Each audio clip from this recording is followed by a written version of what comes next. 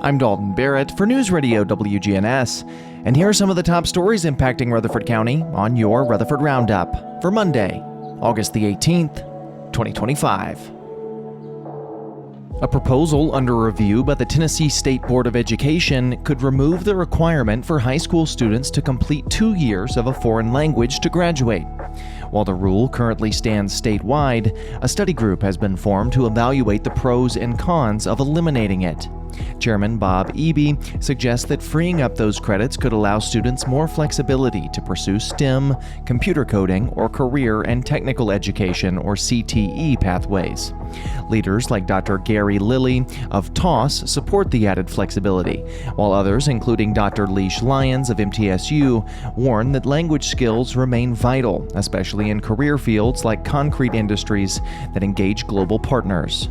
The University of Tennessee and University of Memphis have differing stances, with neither requiring foreign language credits for admission, though they are recommended or preferred. Over 3,400 signatures have already been collected in a petition to maintain the requirement, underscoring the divided public response across Murfreesboro, Rutherford County, and Tennessee. Meanwhile, lawmakers are also re-examining Tennessee's felony murder statute, which allows individuals to be charged with murder even if they did not personally commit the killing. A summer study session reviewed a bill introduced by Senator Ramesh Akbari to revise the law. Critics argue that it could lead to excessive sentences, as in the case of Ashley Sellers and others who played secondary roles in violent crimes.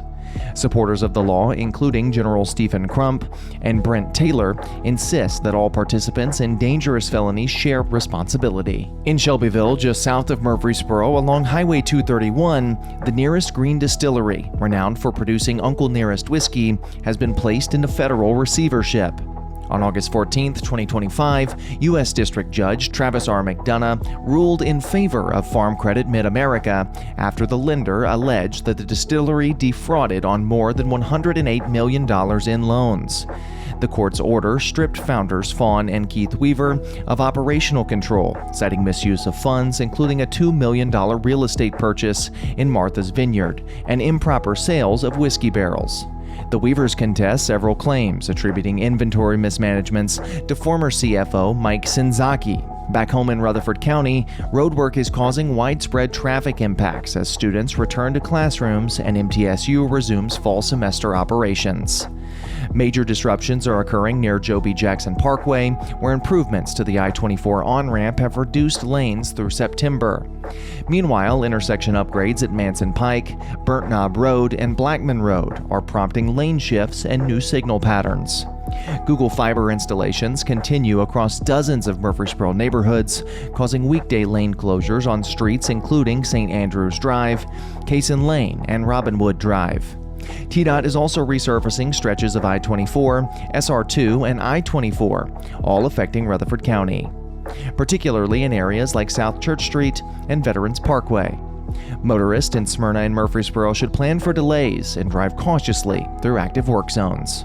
A U.S. Army soldier stationed in Clarksville has been charged in a disturbing federal case involving child sexual exploitation. Robert Cecilio, age 39, was arrested by the FBI on August the 8th after investigators uncovered that he allegedly used Snapchat to communicate with at least 3 underage girls, persuading them to send explicit images and videos. Court documents detail more than 8,400 exchanges between Cecilio and one victim alone. He reportedly admitted to using multiple Snapchat accounts, some bearing the name Gabe, to engage in these activities, which he acknowledged spans an extended period. Cecilio now faces a mandatory minimum sentence of 15 years in federal prison.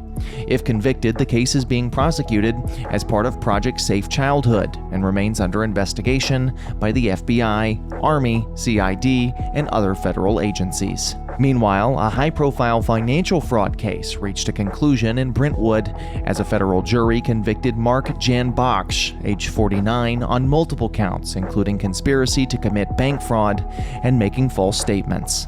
As CEO of Automasters, Jan Baksh led a scheme between 2013 and 2017 to defraud Capital One and First Tennessee Bank of approximately $26.4 million by submitting falsified financial documents. He also directed staff to delete records and offered a co-conspirator $300,000 to evade federal investigators. Prosecutors say that he lied under oath during bankruptcy proceedings and faces up to 30 years in prison and a $1 million fine at his upcoming sentencing. Greenhouse Ministries in Murfreesboro continues to be a beacon of hope for those in need, now serving around 70 individuals daily at its South Academy Street location. Co-founder Cliff Sharp recently appeared on WGNS Radio, highlighting the urgent need for volunteers to help meet the rising demand. Executive Director Christy Sanford also noted the organization faces a critical technology issue. Their computer lab, essential for job training and educational outreach, will soon be outdated due to the upcoming rollout of Windows 11. Sanford hopes for community support to fund new computers. Greenhouse Ministries emphasizes empowerment, offering more than temporary relief. One powerful example is Sarah, a mother struggling with rising rent and reduced work hours. She arrived seeking food but found emotional support, job training opportunities, and a reminder that she wasn't alone. Her story underscores the ministry's mission to offer a hand up, not just a handout. To support these efforts, the community is invited to attend Live in the Borough on Tuesday, August 26th at MTSU's Student Union Ballroom. This family-friendly event includes dinner, entertainment, and a $1,000 prize for the talent show. Tickets and donations can be made online. Meanwhile, Rutherford County's efforts to expand access to literacy resources are gaining momentum. The Rutherford County Library System has received a decommissioned school bus from the Murfreesboro City School System, now being repurposed into the county's second bookmobile. With backing from the Governor's Early Literacy Foundation, the newly wrapped bus will soon serve schools, neighborhoods, and rural areas across the county. That's all for now. For updates on these, as well as many more local news stories, be sure to check out our website, WGNSradio.com, or follow us on social media at News Radio WGNS on Facebook and X.